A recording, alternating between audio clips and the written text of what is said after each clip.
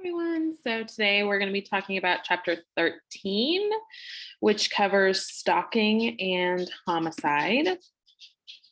So the chapter in the textbook discusses different forms of stalking behavior and common offender characteristics.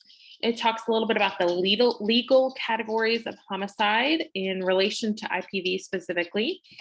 And it talks about death review teams, circle of death for homicide investigators as well. So two different definitions of stalking and homicide. Stalking is a pattern of repeated and unwanted attention, harassment, contact, or any other course of conduct directed at a specific person that would cause a reasonable person to feel fear. So one of the key terms to that we're going to talk a little bit about is the pattern of behavior. And then homicide, the definition is defined as the killing of a human being by the act, procurement, or omission of another human being. So stalking consists of following or harassing someone, typically characterizes the offense.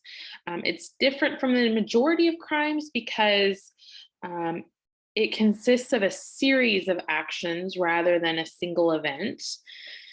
When the events are considered individually, they may not constitute an illegal behavior.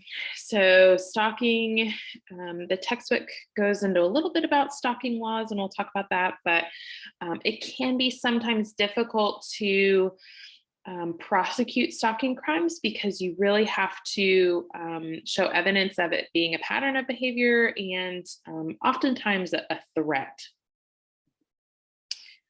There's no template for the actions of a stalker, but most of the time it does consist of some violence or threat of violence.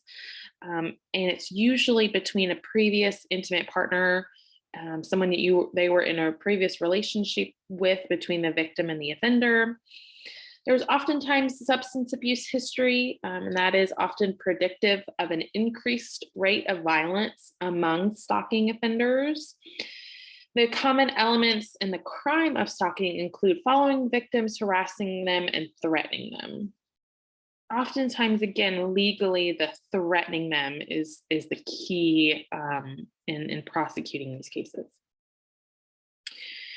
So we're seeing a lot more regarding stalking laws changing. They're constantly having to change, especially as technology changes, because increasingly technology is being used in stalking behaviors. So the use of phones, instant messages, photographing with hidden cameras, the use of GPS tools, sometimes used by the stalkers, wiretapping, identity theft, lots of different types of technology-based stalking.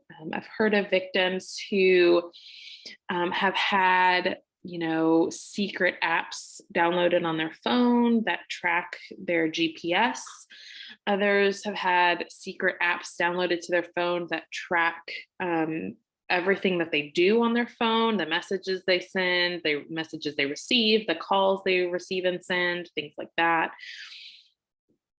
There's just a lot of new things out there with technology that cause it to constantly be changing, especially regarding stalking laws.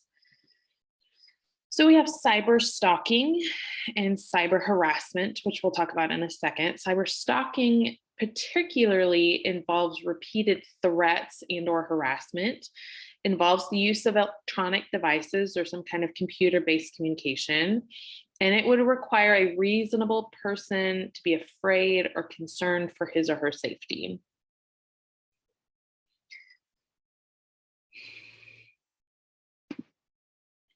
Cyber harassment, on the other hand, is a little bit different than cyber stalking because it is defined as not involving a credible threat.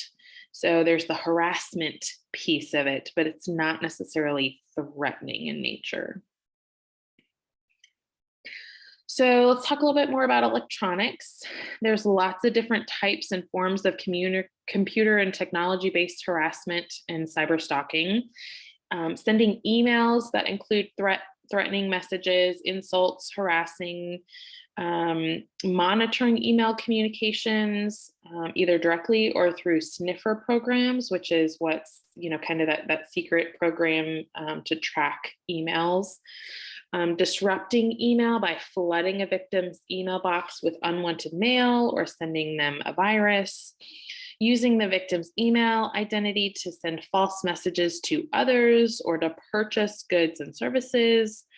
And then using the internet to seek and compile a victim's personal information for the use in harassment.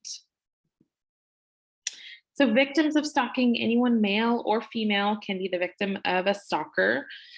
The person targeted has not done anything to provoke the behavior of the offender. Approximately 1.5% of the population of persons ages 18 and older experience stalking. I personally think that number is significantly underreported and lower than what's actually happening. The crime often goes undetected due to accompanying crimes that become the focus of police efforts. So something like homicide may end up occurring, and that ends up being the focus of the police investigation rather than the previous cyber stalking that's gone on beforehand. So there's two different types of stalkers that the textbook talks about. The most common is the relationship stalker. And so this is the stalker where the perpetrator and the victim has had some kind of previous relationship. That can include they were married, friendship, cohabitating, a boyfriend, girlfriend, or even coworkers. Most stalkers in the case of intimate partners and dating relationship are relationship stalkers. And then we have love obsessional stalkers. And so this is what you typically think of when you hear stalkers who have developed an obsession or a fixation on a celebrity or a politician. There's no personal relationship between them. They may be some kind of casual acquaintance. They tend to be very persistent in the pursuit of their victims, and they may fantasize about their victims being their love partner and go to these drastic stalking means in order to get their attention. This is not as common as the relationship stalker. So again, the legal, the legal ramifications and the laws pertaining to stalkings are somewhat new, and they can be very confusing because there's different requirements in all 50 states. There are anti-stalking laws that do exist in all 50 states, but many times they require the perpetrator to make a credible threat of violence, which is sometimes challenging to prove or to show. So cyber stalking laws, a comprehensive federal law that addresses all the issues concerning cyber stalking and cyber harassment does not exist. Protections are found piecemealed in different laws that exist. A lack of comprehensive legislation leaves a number of gaps in protection. Cyber stalking behaviors that do not include an actual threat are typically referred to as the cyber harassment that we talked about. So intimate partner homicide. So again, this is the killing of a spouse, an ex-spouse, boyfriend, or a girlfriend. Intimate partner homicide makes up approximately 11% of murders nationwide.